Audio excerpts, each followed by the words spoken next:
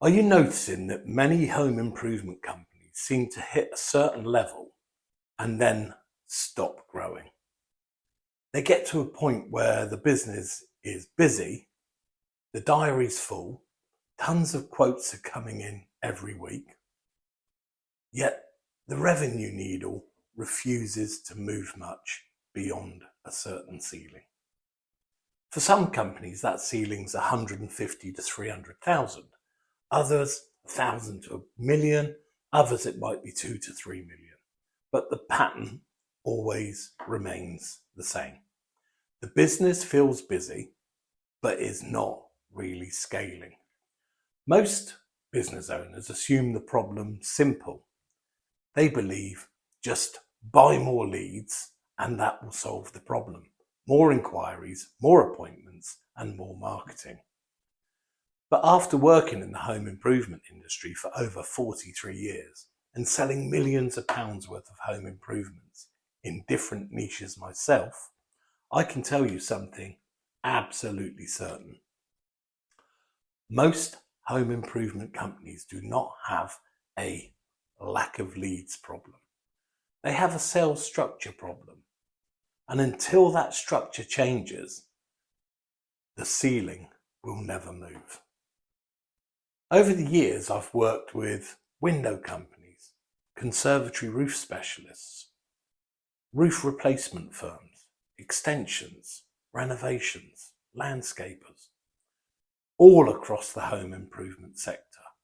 And when I start working with a business owner, the owner almost always tells me the same thing. We just need more inquiries. They feel like marketing's the missing piece of the puzzle. They feel frustrated watching competitors grow faster. But what they eventually find is that the real problem sits somewhere completely different. It sits inside the sales conversation itself. Let's talk about the quote machine problem. Most home improvement companies are not actually running a sales process. They're running what I would describe as a quoting process. So the lead comes in, someone goes to the property, they measure up and they give information, products are explained, eventually the price is presented, then the salesperson leaves them to think about it and hopes that the customer will come back. That isn't selling. That's issuing a quote, becoming a quote machine. So the uncomfortable truth is quotes rarely create decisions. Quotes create uncertainty, comparison shopping. The homeowner now takes your quote and your competitor's quote, maybe another price as well, and suddenly your carefully designed project is reduced to a spreadsheet comparison. Why more leads don't solve this problem? This is where most companies make the big mistake.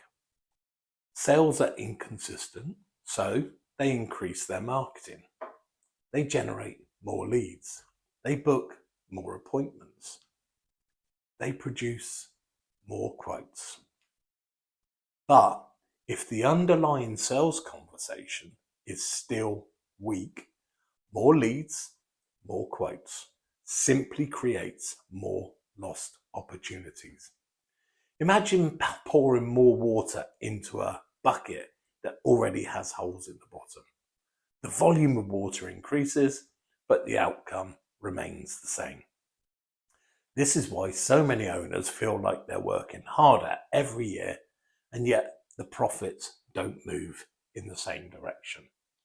Let's discuss the emotional side of the homeowner decision. Now, here's the part many companies overlook completely. Home improvement decisions are rarely logical. They're emotional first. A homeowner might be dealing with a conservatory that's too hot in the summer, too cold in the winter, too noisy when it rains. A leaking roof, a damp problem, a kitchen that makes them feel embarrassed when friends come, or a house that simply no longer fits the lifestyle they want. When they invite someone into their home to discuss home improvements, they're looking for commitment, direction, and help. They're not just looking for measurements, products, and brochures. They're looking for certainty. They want to feel like they're being understood. They want to feel safe making a large decision, and they want to be confident that the person sitting with them in their home understands the problem they're trying to solve. Let's talk about feel, felt, found. This is something I see consistently. Homeowners feel uncertainty when they start exploring home improvements. Most of them have felt frustrated dealing with contractors in the past. Some have felt pressured. Some have felt confused. What they're really trying to find is someone who can guide them through the decision clearly and confidently. When that guidance is missing, the sale completely stalls. Not because the owner doesn't want the project, but because the conversation never built enough certainty for them to make their buying decision. Let's discuss the growth lever.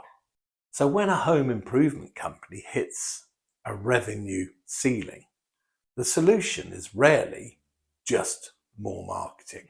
The real lever for growth sits somewhere far more powerful, inside the structure of the sales conversation. When the conversation changes, your close rates change with it. Average job values increase. Decision speed changes.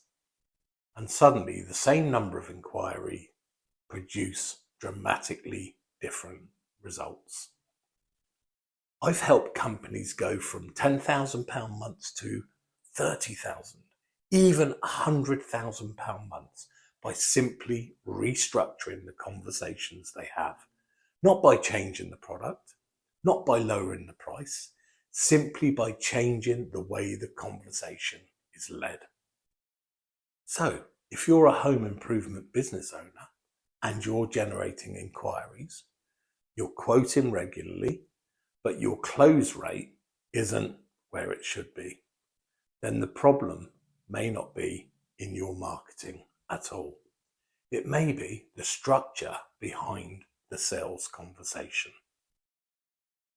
I've recorded a 6-part series on YouTube where I break down the framework I use with my clients to completely restructure their sales process. Some of those clients have now gone from low thousands to 30,000, 50,000, even £100,000 months, simply by implementing the changes that I coach them to do. If you'd like to see that training, it's here on YouTube. It explains exactly how the structure works and how you can apply it inside your own business. Because once the sales architecture's right, everything else in the business starts to scale with it.